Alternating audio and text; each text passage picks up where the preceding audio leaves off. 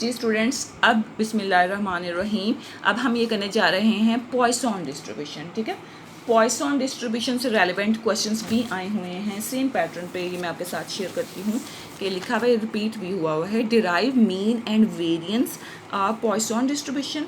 और इसके अलावा पॉइसन डिस्ट्रीब्यूशन का क्वेश्चन क्या है जी, डिराइव पॉइसन एक इम्पॉर्टेंट कह ले हैं Poisson distribution as a limiting form of the binomial distribution. इनके ये मैं आपको एक्सप्लेन कर दूं कि ये बड़ी इंपॉर्टेंट है, 2 दफ़ा आई हुई है, नेक्स्ट में भी आई हुई है कि अगर पॉइसन डिस्ट्रीब्यूशन हो, ठीक है, अभी तक हमने 3 पढ़ी है ना, binomial distribution, hyper geometric distribution and Poisson.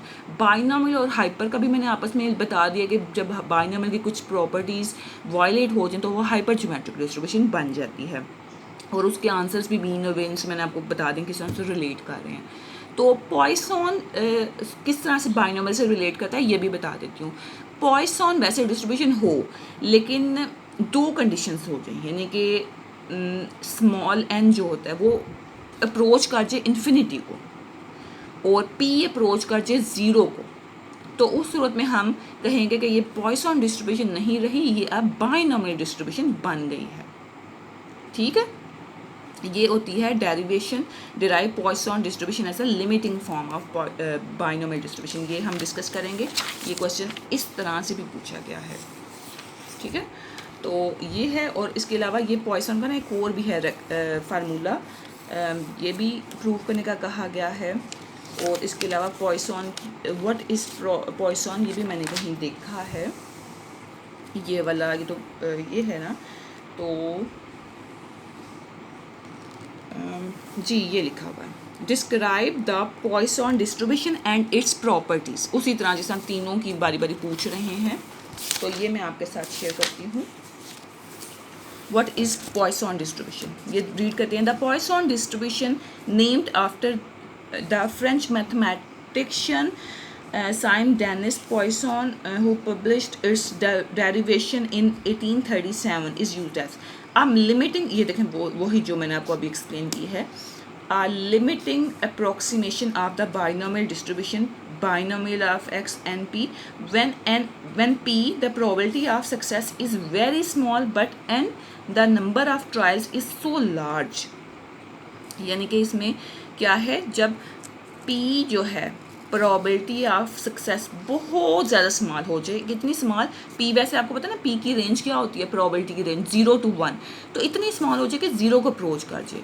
But N जो नंबर ऑफ ट्रायल्स है वो इतना बिगर हो जाए, इतना लार्ज हो जाए कि वो कह लें इन्फिनिटी को अप्रोच कर जाए, वो इन्फिनिटी को अप्रोच कर जाए और पी 0 को अप्रोच कर जाए, 0 हो नहीं, 0 के करीब करीब तरीन वैल्यू हो।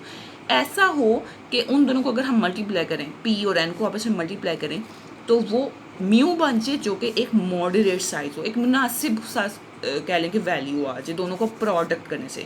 दोनों वैसे एक्सट्रीम हों, एक बहुत छोटी एक बहुत बड़ी, मल्टीप्लाई करने से वो एक मुनासिब सा साइज बन जाए, तो उस सूरत में हम उसको कहेंगे कि हमारे पॉइसन डिस्ट्रीब्यूशन लिमिटिंग फॉर्म में बाइनोमियल बन जाएगी। क्लियर, ये तो थी इसकी लिमिटिंग फॉर्म की, लेकिन ये पॉइसन में ये भी आपने एक्सप्लेन करनी है कि पॉइसन में आपने ये सारा लिखना है, ये सारा विषय अगर रट्टा नहीं लगाना, थोड़ा बहुत इसमें से आप लिख सकते हैं। जी ये क्या है, a distribution in its own right by considering a Poisson process where events occur randomly over a specified interval of time और स्पेस और लेंथ।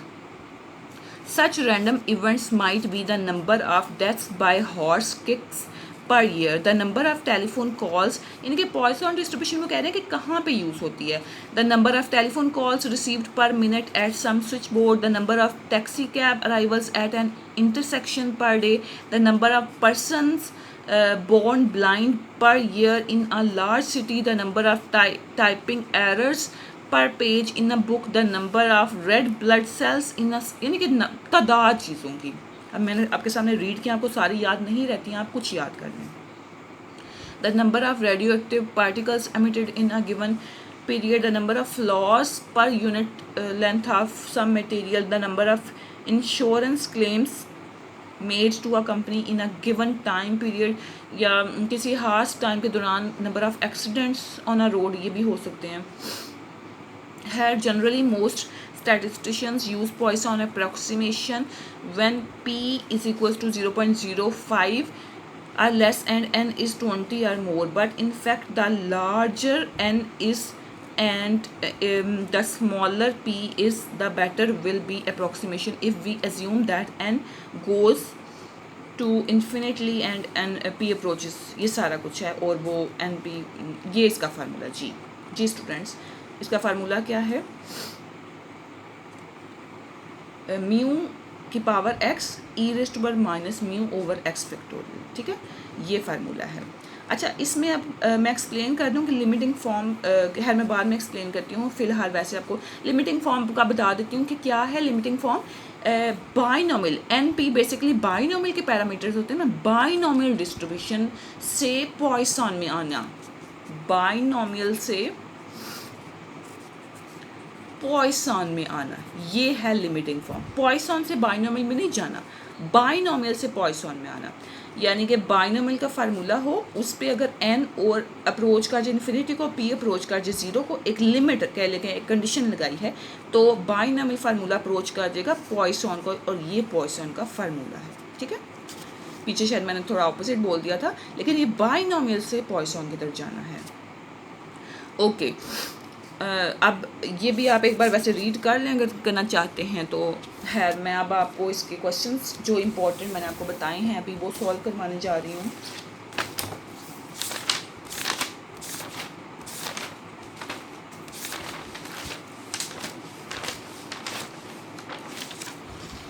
जी, पहले नंबर पे मैं आपको इसकी बता देती हूँ, इसकी प्रॉपर्टीज़ मीन एंड वेरिएंस करवा देती हूँ।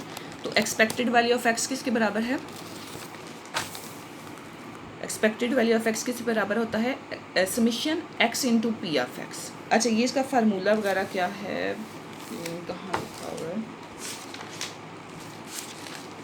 ये फार्मूला इसका लिखा है पॉइसन डिस्ट्रीब्यूशन का, ये फार्मूला है ई रेस्ट पर माइनस म्यू रेस्ट पर एक्स ओवर एक्स फैक्टोरियल। ये आपने फार्मूला याद करना है क्योंकि थ्योरम इसके बगैर हम स्टार्ट नहीं कर सकते।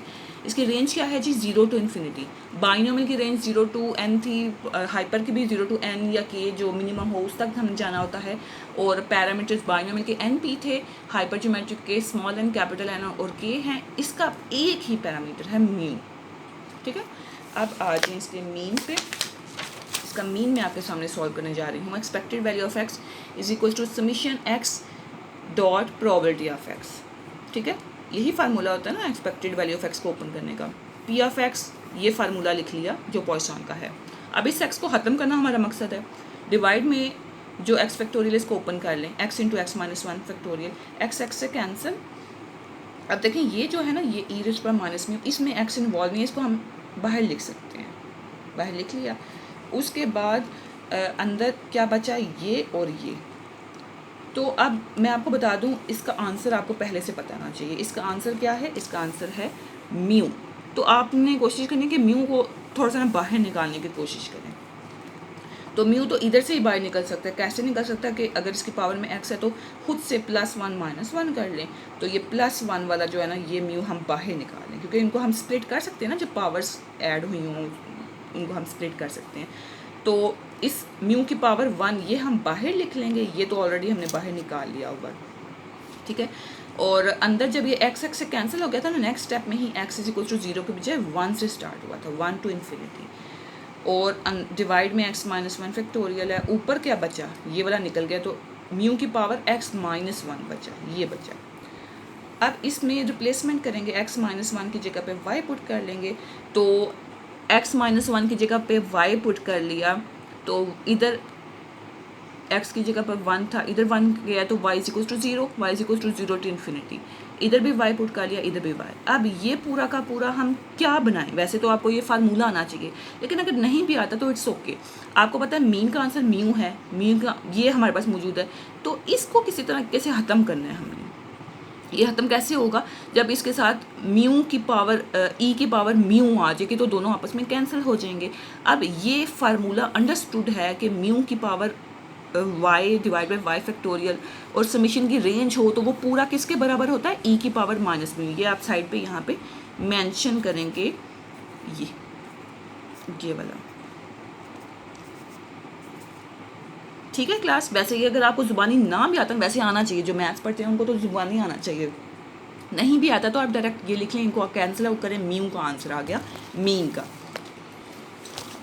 नेक्स्ट क्लास वेरिएंस भी वेरी इजी, सेम पैटर्न पे आपने इसको ओपन करना है, x into x minus one, इसको इक्वेशन 1 का नाम देना है, इसको यहाँ लिखना है, इसको समीशन के साथ ओपन करना है दिस वन, और साथ पी ऑफ एक्स फार्मूला लिख लिया। अब इसको ख़त्म करने के लिए आपको इसके साथ ख़त्म करना है ना, तो डिवाइड में x into x minus one into x minus two factorial, ये इससे कैंसिल, और अब ये बाहर आ गया, ये बाहर आ गया, तो आपने म्यू की स्केयर भी बाहर निकालने की कोशिश करनी है। उसके लिए एक्स के साथ -2 एंड +2 करना है, +2 वाला बाहर चला जाएगा, ये -2 वाला रह जाएगा।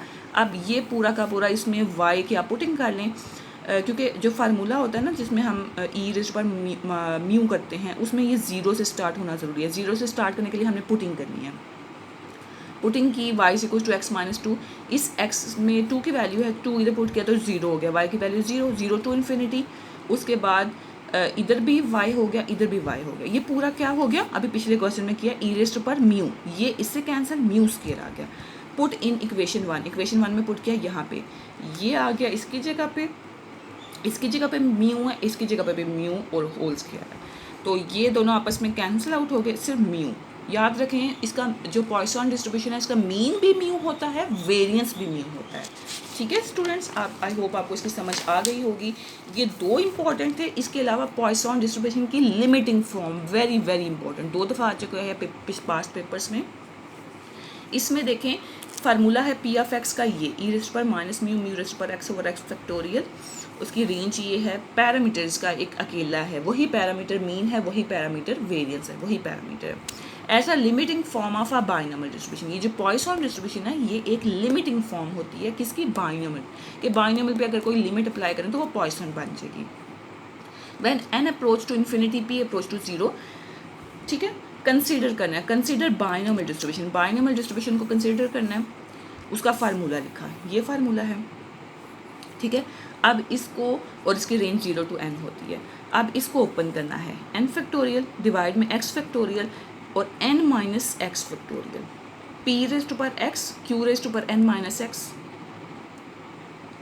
अब उसके बाद क्या आपने करना है, डिवाइड में x फैक्टोरियल रहने दें, और जो इसको है ना, इसको इससे किसी तरीके से कैंसिल करने की कोशिश करनी है। तो n को मैं ओपन कर लूँगी, n into n minus 1 into n minus 2, so on, मैं कहाँ तक जाऊँ, जहाँ तक मेरा 1 तक मैं जा सकती हूँ, 1 फैक्टोरियल तक मैं जा सकती हूँ। तो मैं इससे जो कैंसिल करना चाह रही हूँ, तो मैं n माइनस एक्स तक जाऊँगी, n माइनस एक्स फैक्टोरियल तक जाऊँगी, n into n minus 1 n minus 2 so on n minus x factorial, कोई भी x एक कह लेंगे वैल्यू है फैक्टोरियल, ठीक है। अब इससे पीछे क्या होगा, जैसे 2 से पीछे 1 है, एक एक कम है ना, तो इससे पीछे क्या होगा, इधर x है तो इधर x माइनस 1, ये आपने लिखना है। अच्छा, ये इससे कैंसिल, अब क्या बच गया, ऊपर ये सारी वैल्यूज बच गई हैं, डिवाइड में ये x फैक्टोरियल बच गया है, और ये p है ना, p की जगह पे मैं लिख लूँगी म्यू ओवर n, ठीक, होल पावर। इसको ये क्यों लिखा है मैंने, ये मैं आपकी रीज़न बता देती हूँ। म्यू का फार्मूला क्या होता है, म्यू आपको होता है एन पी के बराबर होता है, तो पी की क्या वैल्यू हो सकती है, एन को मैं इधर डिवाइड कर दूँ, म्यू ओवर एन, तो पी की जगह पे म्यू ओवर एन लिख लें, और क्यू की जगह पे 1 माइनस पी एन, तो 1 minus mu over n, power में वही ये सारा लिख लें। अब आपने जो इसमें से कॉमन निकल सकता है ना, वो कॉमन निकाल लें, म्यू की पावर एक्स ये बाहर निकले, यहाँ से, बल्कि आपने चीज़ों को वाइंड अप करनी है। अब चूंकि आपको ज़ुबानी पता है कि ये बाइनोमियल है, बाइनोमियल से आपने पॉइसन में जाना है, तो पॉइसन का ये फार्मूला ना, आपने ये फार्मूला बनाने की कोशिश करनी है, प्रूफ भी तो यही कर रहे हैं ना। तो इस फार्मूले के अकॉर्डिंग यहाँ पे ऐसा क्या मौजूद था, जैसे ये म्यू की पावर एक्स ये मौजूद है ना, ये म्यू की पावर एक्स, तो एक तो ये बाहर निकाल लिया, और डिवाइड में एक्स फैक्टोरियल है तो वो भी मौजूद है, ये वो भी बाहर निकालें, यानी कि म्यू की पावर एक्स ये वाला इधर से बाहर निकालें और इधर से ये बाहर निकालें, दो चीज़ें तो हमारी आ गई हैं, अब सिर्फ ये एक अकेला रह गया। तो अब आपको पता है, अब आप जो भी स्टेप करेंगे आपने इसकी तरफ ही जाना है, उसको मैथ्स में कोई थ्योरम होगा यकीनन वो इसके बराबर होगा, ये आपने पुट कर देना जस्ट है। अगर यहाँ के बाद आप भूल भी जाएं तो कितना कोई बड़ा मसला नहीं है, आप इसको बहुत इजीली इस शक्ल में लेके जा सकते हैं, एंडिंग कर सकते हैं इसकी। खैर अंदर ये सारा कुछ आ गया, ये सारा कुछ, और यहाँ से n की पावर x ये इसके डिवाइड में, और यहाँ से कह लें कि ये आ गया, देख लिया आपने। उसके बाद अब चूँकि लिमिट हमने इस पर क्या अप्लाई करनी है, n अप्रोच टू इन्फिनिटी, तो अगर डायरेक्ट इधर ही मैं लिमिट अप्लाई कर दूँ n अप्रोच टू इन्फिनिटी, तो ये इन्फिनिटी इन्फिनिटी इन्फिनिटी ये सारा का सारा इन्फिनिटी हो जाएगा। इन्फिनिटी एक बहुत बड़ी वैल्यू होती है, उसको मल्टीप्लाई करें तो वो सबको इन्फिनिटी कर देगा। तो कोशिश, और आपको एक टेक्निक इन्फिनिटी का वीक पॉइंट बताऊं कि अगर इन्फिनिटी 1 डिवाइड में आ जाए ना, किसी भी चीज़ के डिवाइड में इन्फिनिटी आ जाए, तो वो उसको ज़ीरो कर देते हैं, यानी कि इन्फिनिटी की वैल्यू ख़त्म करने के लिए उसको रेसिप्रोकल में किसी तरह लेके आना है। तो ये जो n है ना, इनको मैंने रेसिप्रोकल में लेके आना है। तो अगर मैं कॉमन इनमें से n निकालूँ, ये भी n कॉमन निकालूँ, इसमें से भी n कॉमन निकाल लूँ, तो ये क्या बन जाएगा, इसमें से n कॉमन निकालूंगी तो 1 माइनस 1/n, इसमें से निकालूंगी तो 1 minus 2/n, 1 minus x minus 1/n। समझ रहे हैं ना, चीज़ों को n को डिवाइड में लेके आना है। और ये भी n, ये सारे कितने n बन जाएंगे, ये अगर 1 2 सो ऑन x माइनस 1 तक है, ये मैं क्लोज करूँ तो x माइनस 1 तक है ना, और ये भी एक है, तो x टोटल x टाइम्स बन जाएंगे। तो n की पावर में x मैं लिख सकती हूँ और उसको इससे कैंसिल कर सकती हूँ। जी मैंने अगले स्टेप में यही किया है, n सब कॉमन निकाले और उसकी पावर मैंने x लिख दिया, क्योंकि वो x टाइम्स बन रहे थे, दोनों को आपस में कैंसिल आउट कर दिया, और ये देखें डिवाइड की फॉर्म में आ गए 1/, जो मुझे चाहिए था। तो यहाँ पे मैं taking limitation n approaches to infinity both side, यहाँ पे मैंने बोथ साइड उस पर लिमिट अप्लाई कर दी, बाकी सारा काम वही है। खैर मैंने इसकी बोथ साइड लिमिट अप्लाई कर दी, बस मैंने यहाँ पे ये काम किया कि दोनों को स्प्लिट कर दिए, सेपरेट कर दिए, n टाइम्स पावर में और पावर में माइनस x टाइम्स। खैर अब जब लिमिट बोथ साइड अप्लाई की है ना, n अप्रोच टू इन्फिनिटी, तो उसने ये सारा जैसे 1/इन्फिनिटी है ना, उसने ये ज़ीरो कर दिया, ये ज़ीरो कर दिया, ये ज़ीरो कर दिया, तो 1 1 1 प्रोडक्ट करके वो 1 ही हो जाएगा। तो ये पूरा का पूरा वैनिश हो जाएगा, ये पूरा का पूरा 1 हो गया। ये तो ऑलरेडी बाहर था ना, ये लिख लिया, ये सारा ख़त्म हो गया।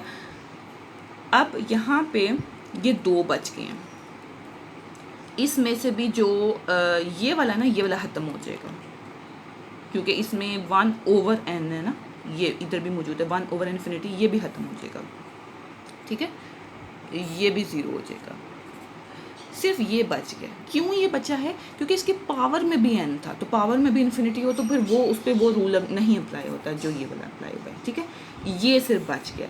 अब ये आपको ज़ुबानी मैथ्स में एक रूल है, ये आपको पता है कि ये किसके बराबर होता है, e⁻⁻μ, और यही हमने बनाना था, समझ गए ना, यही हमने बनाना था, क्योंकि ये तो ऑलरेडी साथ चल रहे थे।